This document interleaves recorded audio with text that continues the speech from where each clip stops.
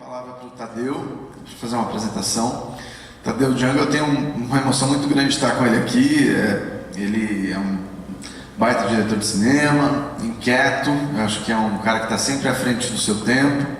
E eu estava contando para ele nos bastidores que um programa que ele fez há 30 anos foi algo que me incentivou muito a estar na televisão, a trabalhar com a televisão, TV Mix. E ele está sempre, acho que uns 20 anos à frente do tempo dele. A TV Mix era algo absolutamente criativo que existia na TV Gazeta. Remodelou o jeito de fazer televisão, com uma prioridade para o ao vivo, algo que está ainda... Hoje a gente está tentando fazer uma TV absolutamente ao vivo, ele já fazia 30 anos atrás.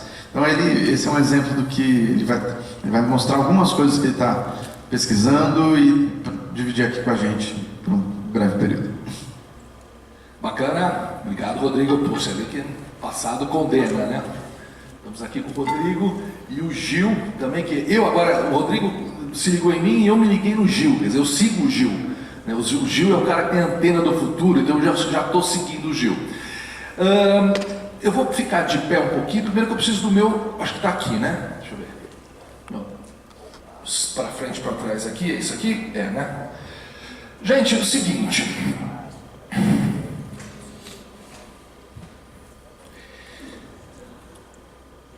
A cultura, né? A gente que, muitos dos que estão aqui, que são um pouco antigos como eu, tiveram uma formação muito analógica.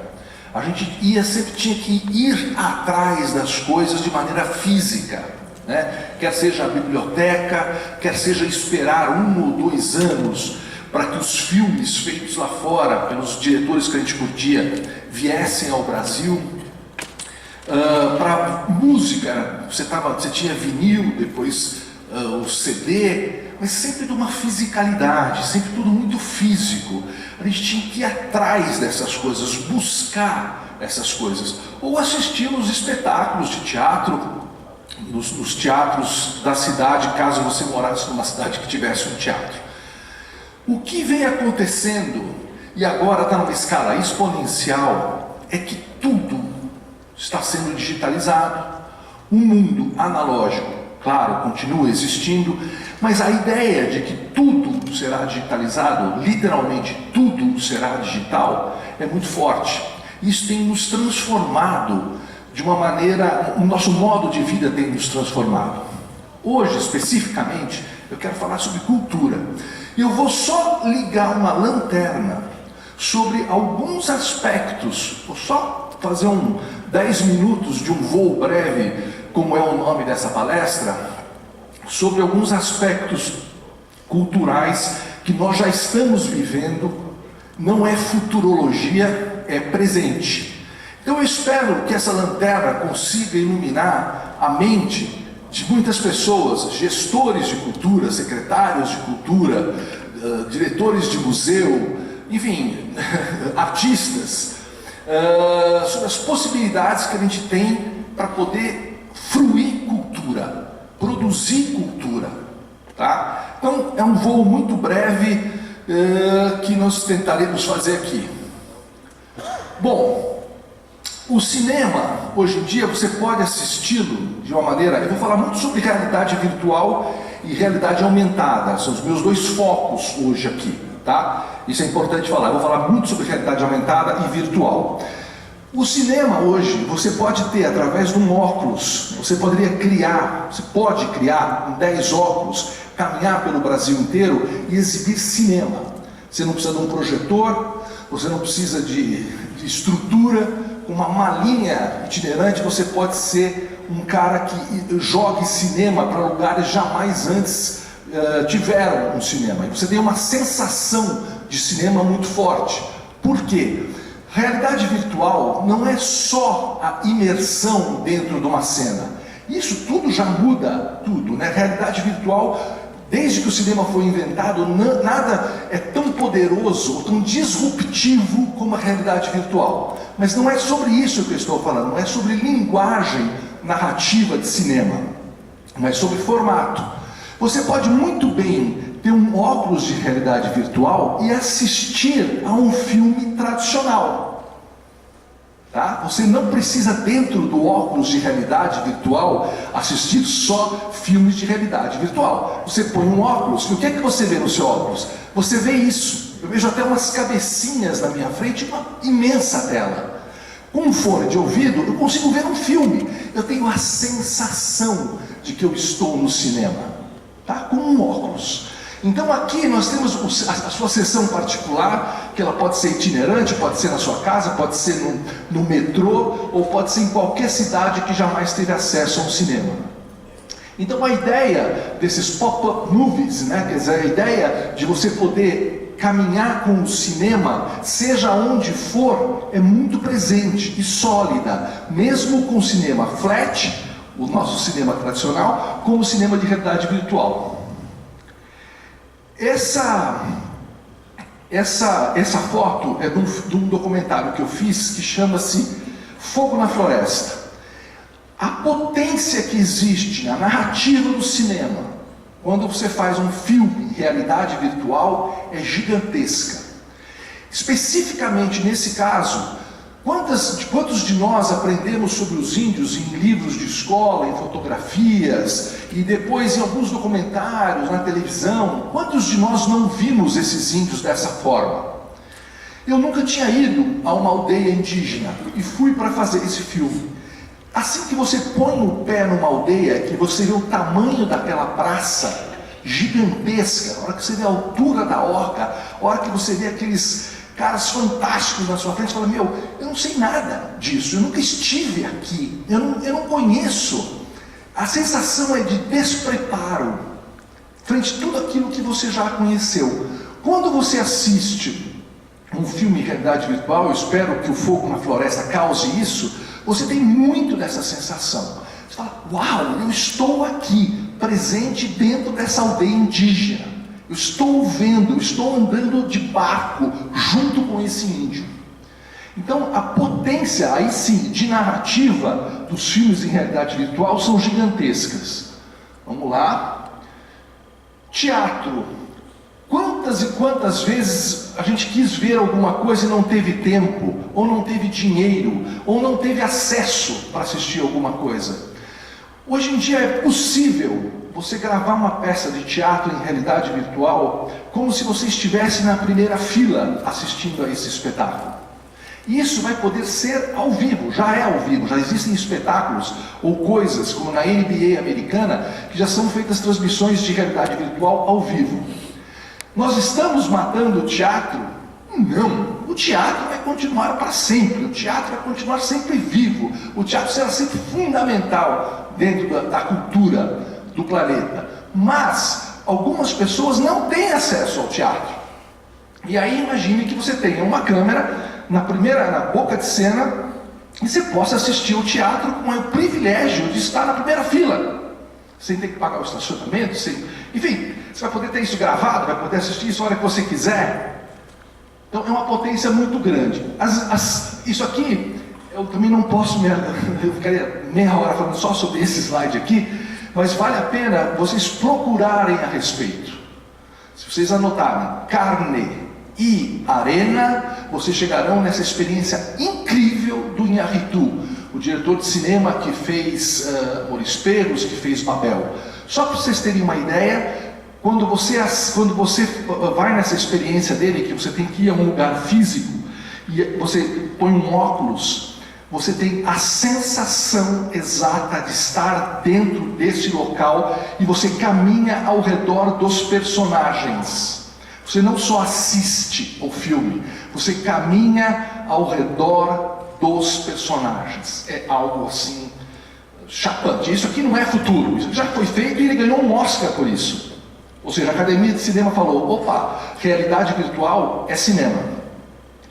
Vamos lá, museu, rapidamente. Arte em casa. Puxa vida, como é que eu vou fazer isso? É absolutamente simples.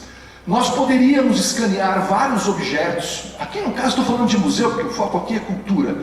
E eu posso ter esses objetos materializados, em 4 aspas, em casa. Ou seja, com o meu celular, o meu iPad, eu posso materializar um objeto aqui. Uma escultura, por exemplo. O que é isso? É que dentro do meu celular eu vejo, nesse caso, essa escultura. E mais, eu dou a volta nela. Eu dou a volta nela. Eu chego perto dela. Eu chego no detalhe da mão dela. Ou seja, eu tenho uma sensação de fisicalidade de uma peça, no caso de arte, na minha casa. 360 por todos os lados. Eu posso deitar no chão e ver o que tem embaixo. É muito, muito, muito simples de ser feito. Isso já está sendo feito em muitos museus e o varejo brasileiro vai tomar isso de uma forma violentíssima para poder talvez transformar a questão da realidade aumentada, que é o que isso é. Isso é uma realidade aumentada. Bom, daquele livro. Patrimônio. Putz, patrimônio. O Google já está fazendo isso. Está pegando os patrimônios que estão sendo destruídos e ele os restaura digitalmente. Ou seja, eu não gastei $1 trilhão para poder botar aquele patrimônio de pé, não tenho esse $1 trilhão, mas digitalmente eu já tenho esse patrimônio restaurado, já consigo imaginar como ele era no passado. Imagina você tendo aulas de história com realidade virtual, você põe um óculos e você consegue viver cenas. Imagina viver Chegada de Cabral, imagina viver todas as cenas históricas de um país, você está dentro da cena. Imagina o que é ensinar para a criança geografia, meio ambiente. Imagina uma aula de biomas, onde você tenha 7 biomas, os 7 biomas brasileiros, que você faz uma criança viajar por 5 minutos, atravessando o rio Amazonas, vendo um cactus. Enfim, quando o moleque tira os óculos, ele viajou pelos 7 biomas, ele esteve lá, ele não ficou vendo figurinha daquele ambiente, ele esteve lá. Então, é impactante a vivência que esse garoto tem com uma viagem com realidade virtual. Quando ele tira o óculos, ele está literalmente animado com aquilo, muito animado. Trouxe essa coisa do renascimento, que de algum modo a tecnologia exponencia, né? É uma nova fase, mas ao mesmo tempo a gente tem essa força do passado que tenta nos trazer para trás, até para, assim, a gente começa às vezes, fica na picuinha, né? Algumas coisas a gente tenta evitar, e a nossa primeira sensação é um pouco rejeitar isso. Fala, pô, a gente tem tanto problema para resolver e parece que uma coisa impede a outra. Assim, você tem um discurso que é meio refratário a entrar nessa era se não resolver todo o passado. Como é que vocês veem isso? Dá para resolver o passado entrando nessa nova era? É uma excelente colocação, Rodrigo. Se a gente for olhar pela base disso tudo, na educação, por exemplo, existe uma grande dificuldade nos educadores e no processo de reflexão sobre essas novas tecnologias em tentar assumi-las dentro da sala de aula, ou pelo menos questionar como isso deveria ser feito. E uma das pessoas, um dos elementos mais refratários a isso é o próprio professor. Por quê? Porque a molecada, muitos deles já são nativos da nova tecnologia, eles são muito avançados e detêm muito conhecimento em função de estarem conectados. Aí o professor que não tem celular, ou que não usa o celular como poderia usar, ou que não usa a internet como poderia usar, começa a ficar para trás. E o moleque que está o dia inteiro fuçando em celular, com os amigos, jogando games, ele começa a ter um outro tipo de atitude e de forma de compreensão do mundo. A hora que ele chega dentro da sala de aula, onde ele tem que colocar o celular de fora, e vem um senhor, uma senhora, um jovem, uma jovem, enfim, e tenta lhe passar informações, ele tem que copiar isso através de uma caneta, num papel. Não que isso seja uma coisa ruim, eu anoto o tempo inteiro com caneta e papel, mas aquilo parece que não está adequada à forma de ensino, à forma de sensibilização que esse moleque já tem. esse descompasso entre essa nova geração, né, que já é nativa do mundo digital, para uma geração que não é nativa, que é refratária a isso, não acontece só na escola, acontece em todos os lugares, né, os museus, as secretarias, os trabalhos todos, quer dizer, e nesse momento, como o Gil colocou, que a gente está numa época de renascimento, vocês viram a velocidade das coisas. A gente não está falando aqui de futuro, está falando disso de presente. E isso ou a gente entende que isso pode nos ajudar, que a gente tem como entrar nesse novo mundo, usando essas ferramentas, mesmo que a gente não conheça essas ferramentas, porque elas não são claras para todo mundo. Então, eu acho que a ideia seria, vamos perder o medo da tecnologia e vamos botar a mão nessa coisa para ver onde vai dar. Porque a gente vai aprendendo junto, vamos botar os alunos para aprender junto com a gente. Vamos abrir novas maneiras de se fazer com que a informação circule. Então eu acho realmente aquele bichinho que ficou lá fora da novidade, ele está dentro de todos nós. Eu acho que a gente tem que tomar, talvez esse seria o grande, perder um pouco do medo, se atirar de cabeça, porque o mundo é novo para todo mundo. Eu acho que é uma mudança de era, não uma era de mudanças. E sempre que você tem uma grande mudança, em todas as épocas da história, o pêndulo da sociedade vai para o conservadorismo. A gente está vivendo isso agora. E esse conservadorismo faz com que a gente discuta arte, assim, não de um formato de arte, que a gente tenta proibir exposições. Eu acho que o mundo está num processo muito conservador, mas isso aconteceu em outros grandes momentos de mudança da história. E acho que os próximos 30 anos vai ser essa adequação. O que a gente vai ter que discutir, né, e agradeço muito à Secretaria de Estado por estar aqui, mas será que o Estado-nação cabe nesse novo mundo? Não é só a escola. Eu acho que tudo mudou, o formato de emprego, eu acho que as criptomoedas trazem ou um tipo de ditadura ou uma nova democracia, ou será que a democracia, a expressão que a gente vai usar, ou temos que ter um outro nome? Então acho que isso cria um certo medo em toda a sociedade e a gente tenta se agarrar ao passado.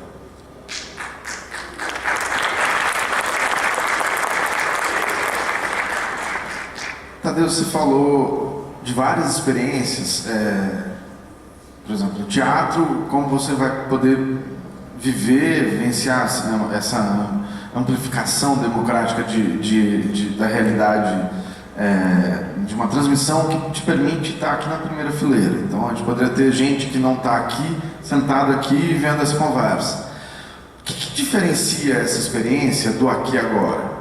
Assim, sempre você vai ter uma oposição entre aquela experiência de estar no teatro, vendo aquela peça de dois homens interpretando um papel, ou em um outro espetáculo você está convivendo com os atores, você trabalhou um bocado com o pessoal do Teatro Oficina. O que é a realidade? O estar presente no aqui e agora ainda é diferente em relação ao que a tecnologia, o que a transmissão em realidade virtual te proporciona. Bom, como eu coloquei, Rodrigo, acho que assim, o teatro é insuperável, é imbatível. Nada substitui a experiência de você estar presente. Nada substitui. A ideia de você usar as novas ferramentas de tecnologia é justamente na possibilidade que você tem de democratizar ou de jogar para um número maior de pessoas aquela experiência.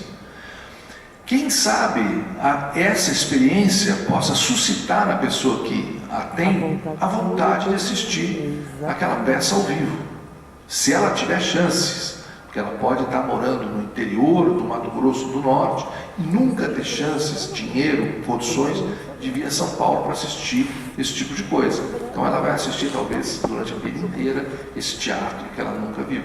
Pode ser que isso aconteça. Mas de uma forma genérica, o que eu acho é que a gente está amplificando o potencial de comunicação desses eventos todos. O Gil estava falando da revolta do analógico. É evidente que isso, como aprender a fazer amigos é demais, né, Gil? Pô, cursinho que mais vende é como aprender a fazer amigos na vida real. Quer dizer, nada é imbatível. Você não vai falar das experiências de caminhar na calçada, de dar um mergulho no mar, de namorar, né? Esse tipo de coisa é imbatível. E isso há uma, como qualquer outra, né, onda, ela vem uma onda de todo mundo se encanta muito com ela, depois fala assim, opa, estou aqui em cima, mas aqui, né, a experiência da fisicalidade também é imbatível e ela vai ter muito valor, vai ser muito valorada. Então acho que não existe comparação entre uma coisa e outra. Acho que são duas coisas diferentes, né? Nós estamos fazendo, como os poetas dizem, nós estamos fazendo uma intradução, na verdade, daquele trabalho. Nós estamos tentando traduzir aquele trabalho, aquela peça de teatro, show, livro ou arte, para um outro local, que nunca será o local de origem, mas pode ser alguma coisa muito interessante também. Gil, o que só o homem pode fazer? Você falou que CEOs CEOs das grandes empresas aí no mundo da tecnologia têm formação de ciências humanas. Eu acho que a grande pergunta que a gente vive o tempo todo é como sobreviver nesse mundo e sabendo o que o robô não faz. O que só eu, ser humano, posso fazer. Onde que eu tenho que mirar meus esforços para conseguir manter a empregabilidade, conseguir manter a possibilidade de criação? O que você aconselha? Tem vários caminhos, vamos pegar aqui alguns. Primeiro é uma transdisciplinaridade. Eu acho que a gente está sempre saindo para almoçar com as mesmas pessoas, a gente só se conecta com quem pensa como nós.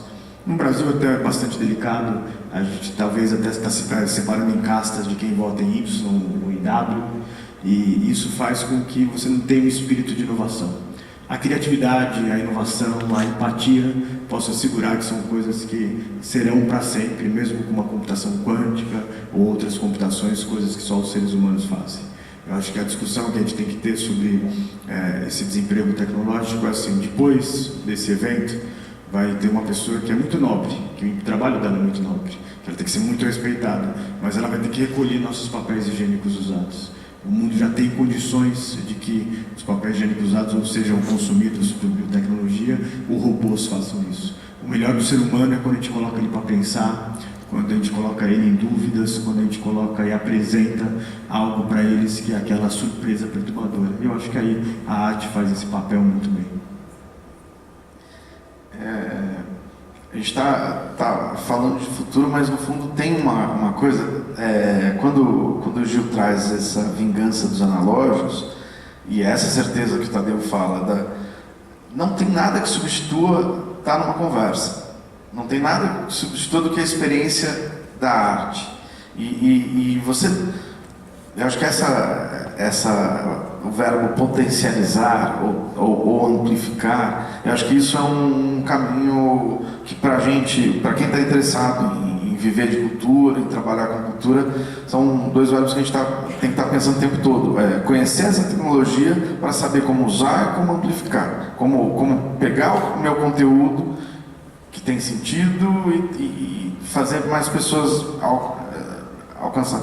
Queria que o Tadeu falasse um pouco, assim, o Gil trouxe a experiência do Sebastião Salgado e o Tadeu fez um trabalho há pouco tempo sobre o desastre de Mariana, que é algo que todo mundo falou, todo mundo, assim, a imprensa cobriu, mas o que ele fez, assim, dá outra forma de jornalismo, assim, de transmissão da verdade. Queria que você falasse um pouco dessa experiência.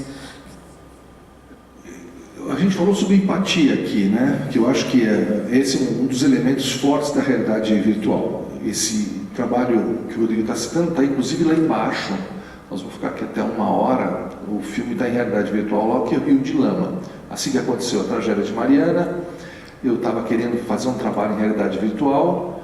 Eu falei, esse é um local. Então, nem um mês depois, eu fui até o local e fiz o meu primeiro documentário em realidade virtual sobre a tragédia de Mariana.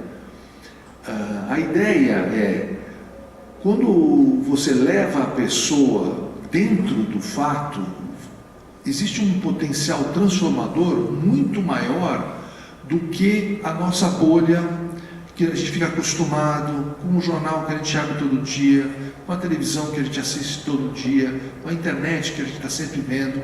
Então, Mariana, o que aconteceu? Houve a tragédia, todo mundo ficou horrorizado, parece que X pessoas sumiram, 25, 18, 15, aí aquelas fotos marrons, aquelas fotos marrons, aquelas fotos marrons, aquelas fotos marrons. E aí chega um momento que está todo mundo anestesiado com a informação fica para trás, porque aparece um novo fato, ou uma nova tragédia. A ideia do Rio de Lama, que é esse documentário que tem 9 minutos, é que duas coisas. Uma, ela leva você para dentro daquele ambiente, como você nunca foi nem irá, e ela faz um registro histórico daquilo também. Quer dizer, ninguém tem aquelas imagens em realidade virtual dessa forma. Ninguém vai poder mais visitar aquele local como está registrado no filme. Porque eu consegui fazer o registro num mês e isso se mantém. Então você transforma, espero transformar as pessoas que assistem o filme e fazer um registro que fique para a posteridade como aquele fato que aconteceu daquela forma como aconteceu. E dessa maneira muito original que é a realidade virtual. Ou seja, temos em mãos uma ferramenta que é a realidade virtual, como uma forma de narrativa, que desde a invenção do cinema, nada foi feito de maneira tão disruptiva. E a partir de agora, ela vai começar a ser articulada de uma nova maneira de se contar histórias. Porque é um novo pensamento que se tem que fazer quando se vai contar uma história em realidade virtual. Se vocês pararem para pensar um pouco sobre realidade virtual, quem já viu algum filme de realidade virtual pode imaginar que todos os nossos aprendizados de cinema, alguns se mantiveram. Não tem mais close, não tem mais, enfim, uma série de coisas que há 100 anos que nós aprendemos a fazer cinema, e de repente cria-se um novo audiovisual onde você tem que reaprender a língua narrativa do audiovisual. E o que é mais engraçado é o seguinte, veja, é simples, mas eu acho que a realidade virtual, que é cinema, tanto é que o Inharritu ganhou um Oscar, a Academia de Cinema de Hollywood deu um Oscar ao Inharritu por uma peça em realidade virtual. Então, ela se aproxima, mas ela é teatro, muito teatro. Na verdade, a realidade virtual, se você pensar num filme de ficção ou mesmo num documentário, ele é um teatro de arena invertido. O teatro de arena o que é? O público ao redor da cena. A cena acontece no meio e você pode assistir de qualquer ponto de vista. Na realidade virtual, não. Eu sou o centro, quando eu ponho meu óculos, e a cena toda se passa ao meu redor. Então eu tenho uma inversão. E muito das atitudes hoje em dia que se pensa como narrativa é a narrativa da mise-en-scène teatral. Se eu for fazer uma narrativa de ficção, eu tenho que pensar em teatro, eu tenho que pensar em mise-en-scène teatral. Ou seja, os gregos estão nos ensinando hoje como a gente deve contar uma história com toda essa tecnologia. Mas deixa eu colocar uma parte que é importante aqui. O Rio de Lama, que é, enfim, uma obra-prima, eu acho que fala um pouquinho da pergunta anterior. Tadeu, que, enfim, ganhou todos os prêmios globais, imagino, sobre cinema, de repente pega uma startup de realidade virtual ali no Cubo e fala, vamos lá, e faz aquela obra-prima. Eu acho que isso vai ser o nosso... a gente tem que começar essa criatividade de unir um pessoal de realidade virtual com a sua visão de cinema, e eu acho que a gente tem que valorizar esse tipo de coisa, assim. Assim, quantos aqui assistiram o Rio de Lama? 3, 4, 5, 10, ok, mas assim, esse filme, isso eu vi sendo apresentado no MIT para as pessoas e foi pioneiro, e aí a partir dali abriu um monte de caminho. Então, eu acho que esse case que o Tadeu trouxe, e está aqui do nosso lado, mas assim, tem milhares de brasileiros fazendo isso, lembra do Tinha que Ser Brasileiro? Eu acho que isso... Esse é um ponto super interessante do Gil. Quer dizer, a gente falou assim, é refratário, né? A população é refratária, os professores são refratários à tecnologia e tal. Quer dizer, eu estava numa determinada colocação dentro da minha trajetória de vida, que acho que o Gil resume isso. Eu vou recomeçar, vou pegar uma coisa do zero e vou tentar fazer essa coisa do zero que me anima, que me excita, porque é uma nova narrativa, e vou ver aonde isso vai dar. Então não precisa, ninguém precisa ter muita sabedoria. Esse mundo maker, né, que a gente tanto fala, é esse mundo. Não vamos pensar mais, não precisa pensar. Será que eu devo entrar? Será que eu devo fazer? Será que eu... não existe isso. É fazer. Onde é? Com quem é? Como é que eu me aproximo desse mundo? E fazer. Essa é uma nova atitude com relação ao mundo. Como fazer? Eu acho que uma outra coisa importante dizer é que está muito mais barato fazer, né? Assim, a tecnologia está aqui, né? No celular tem uma qualidade de imagem melhor do que muita câmera que a gente já trabalhou há muito tempo, né? É assim. Tem que se realidade virtual. Como será que é filmado?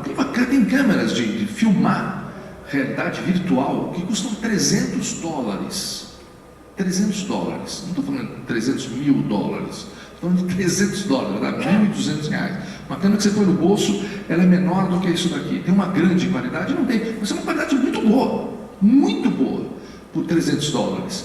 Então assim, puxa, é difícil? Não, você aperta um botão você está gravando, um botão, estou gravando em realidade virtual. Então todos esses mitos, eles vão caindo, aos pouquinhos, a gente vai aos pouquinhos e as pessoas vão conseguindo chegar lá e botar a mão nessa tecnologia sem medo. E eu acho que já estão colocando, entendeu? Porque eu fui no Saara, que é como se fosse a 25 de março aqui de São Paulo, e tinha 2 produtos em muito destaque ali, que eu vi. Um eram bíblias com vários tipos de letras, né? Tinha uma que era com uma letra gigante, e o outro produto também, tanto quanto, eram óculos de realidade virtual, começavam de R$5 até, enfim, aí o céu é o limite. Então assim, já está chegando na massa, a gente precisa agora de produção, né? O turning point, né? A hora da virada da realidade virtual, porque todo mundo fala, por que eu não tenho óculos? Por que isso não pegou? Não é que não pegou, vai pegar.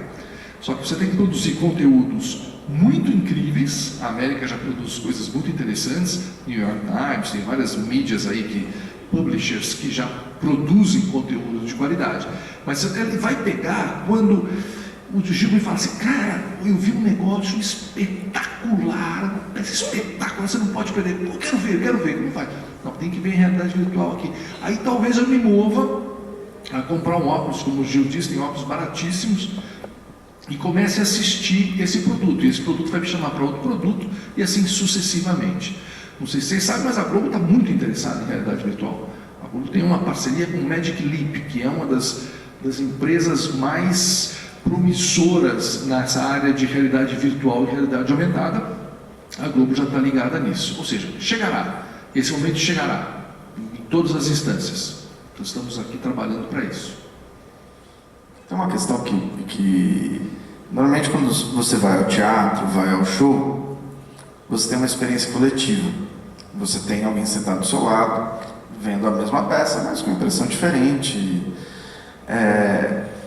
Essas experiências de realidade virtual são experiências individuais. Você está sozinho vendo, está com o seu óculos, está com o seu fone. É algo... Você imagina que isso possa virar uma experiência coletiva ou não? Não é o caminho. Tem duas coisas. O Gil talvez até saiba mais do que eu nesse sentido. O YouTube agora já está promovendo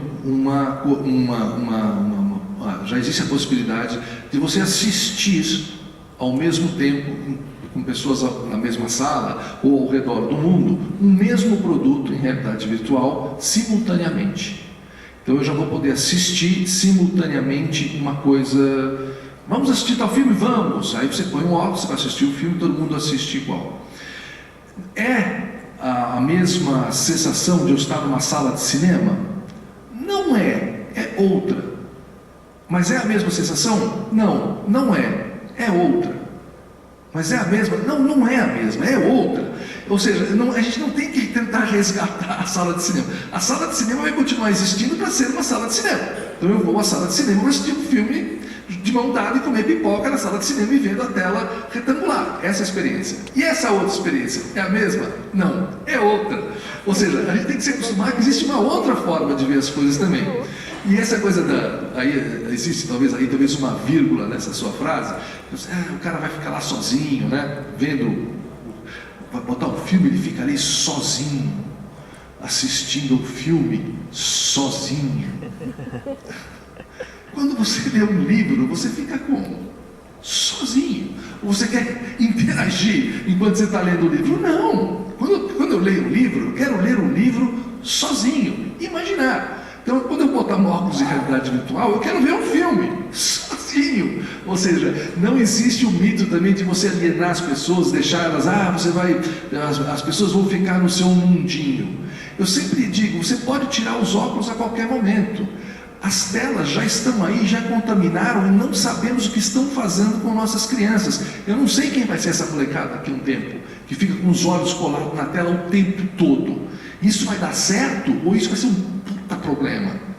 Né? Quem serão esses seres quando tiverem 40, 50 anos e passaram uma vida numa tela? Não sabemos. Não é uma coisa que eu apoio, a tecnologia pela tecnologia.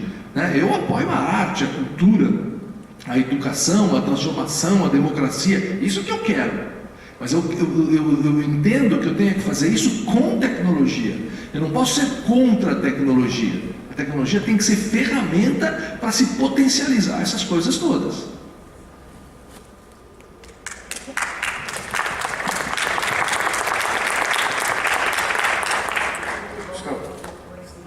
Uma última coisa, a gente passou um pouco por isso, mas eu acho que vale a pena a gente voltar. A gente está nessa entrada de renascimento, mas ao mesmo tempo a Idade Média fica aqui buscando. A gente viveu recentemente e está vivendo experiências de proibição de peças de teatro. Assim, a gente tem proibição de exposição.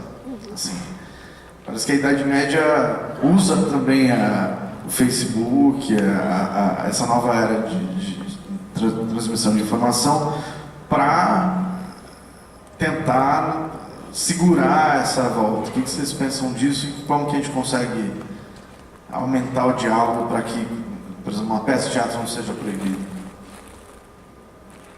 Eu acho que a gente volta na educação. Quando você...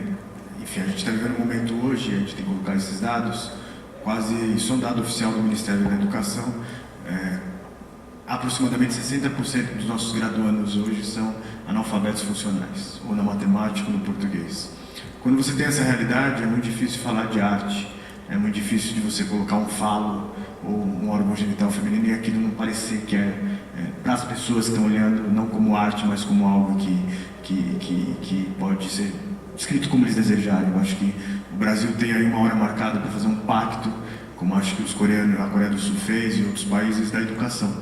A cultura, a arte, ela só acontece quando a gente tem uma base. Eu acho que a nossa base hoje ela está um pouco, digamos assim, arranhada.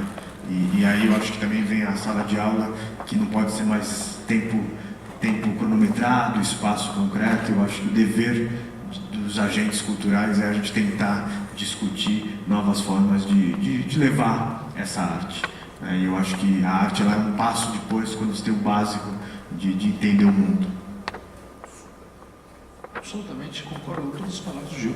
Acho que se tivesse que começar por algum lugar, teria que começar pela educação.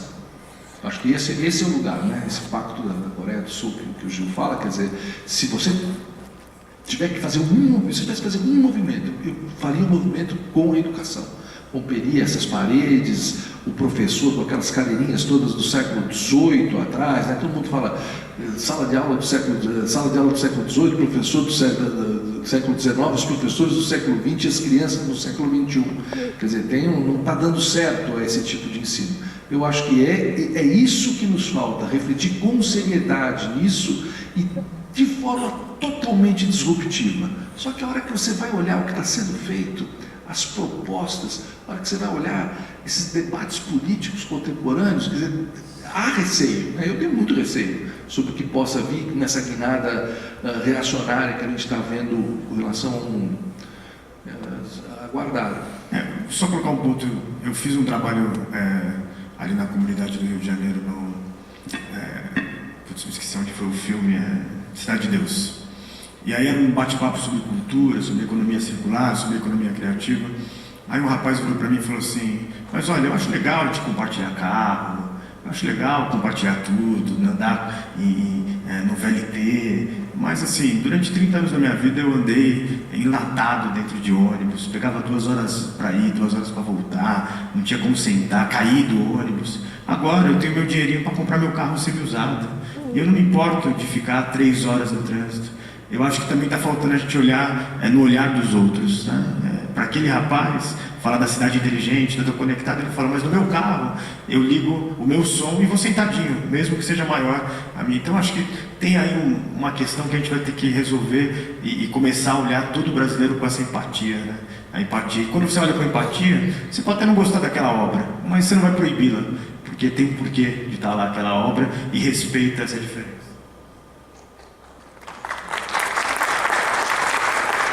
Chegou aqui ao tempo regulamentar, queria agradecer a presença de todos vocês, agradecer a Secretaria de Estado de Cultura, o Sérgio Mello que convidou a gente para estar aqui, e a programação segue o dia todo. E obrigado, Gil, obrigado, Tadeu, pela sabedoria de vocês. Sérgio, Patrícia, Secretaria de Estado da Cultura, que esse é um movimento, né? Esse é um movimento bacana.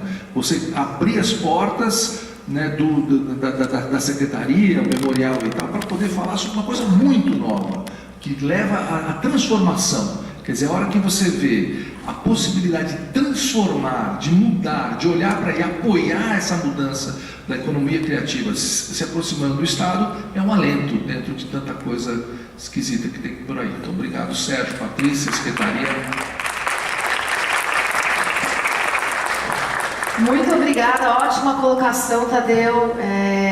Excelente painel, as pessoas vibraram. Muito obrigada mesmo pela generosidade, por levantar tantas questões interessantes e importantes para a gente. Muito obrigada. A gente vai fazer uma